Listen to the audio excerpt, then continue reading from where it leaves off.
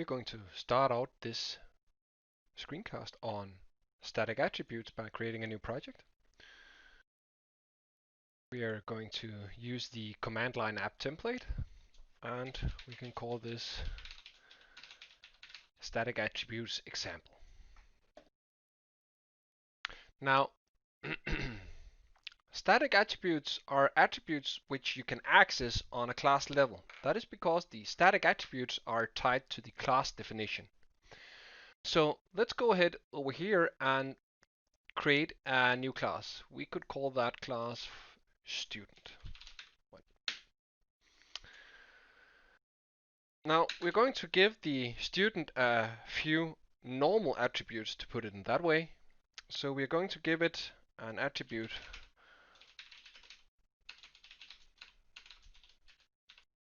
public int age as well. And we're going to create a constructor. And in this constructor, we're going to populate the value of name and age with some specific values for this object. So we could go ahead and call this pname. And we could go ahead and call the other one for ph, like so. So here we're going to write name equals pname and age equals ph to ensure that new objects are created with values that are passed through the constructor call. Alright, so insofar we haven't discussed the static attribute, but say that you want to keep track of the amount of student objects that you've created. One way of doing that is utilizing a static attribute. So here we could say public static int student count. And we could also initialize it up here to 0. Now down here what we could do is we could go ahead and we could say that our static attribute student count we want to add 1 to each time we create a student object. Now let's go to our main class over here and write some code in our main method. So what we're going to do is we're going to create a few student objects. And we are calling this arbitrary Alan. And we're going to give him the age of 22. And down here we're going to create another student, random Randy. And we're going to give him the age of 24, like so.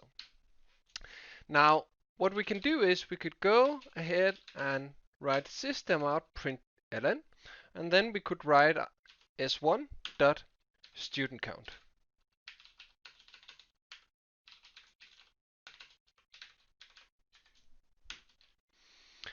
Now, if we do this, and we could also do the same down here once we create our object number 2, just to validate that the functionality is actually as we would expect.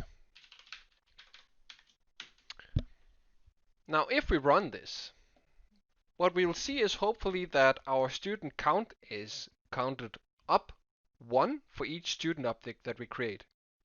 Now, what we could try and do to illustrate the difference between a static attribute and a non-static attribute is we could go ahead and go into student and then remove the static part here. So all I did was I removed the keyword static from the attribute up here, and then we could go back here and see what would happen if we ran the program again. This time we get out different number, 1 and 1 in each case. That is because whereas the static attribute is attached to the class and shared among all instances of the object, the non-static attribute or the value of non-static attributes are tied to the object, which means that each object will have its own instance of student count, which means that every time we count this one up, it will always yield a value of 1 up here because each student object has inherently a value of 0 for its student count attribute, and we count that up once. So let's change this back to static. Whoops. Of course, this needs to go first, like so. Let's change this back to static and just rerun this and see that again we have the total number of students. Now, one of the things about static attributes is that we can access them on a class level. So instead of writing is1.studentCount here, what I could have done is I could have just written out the class name and then the name of the attribute. You see, this won't yield any mistakes whatsoever. So if we do this, we see that functionally this is the exact same thing as before, but now we're using the class name to access the attribute instead of using the name of the variable pointing towards the object. One funny thing about this is also that static attributes don't assume that any instance of an object exists. So this means that the static attributes in student can be accessed at any point in time, and we are not required to create a student object before we can access them.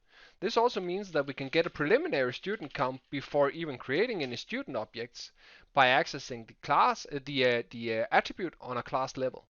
So if we do it like this, we can see that we would actually get the 0, which is the initial value of this attribute before any objects are created.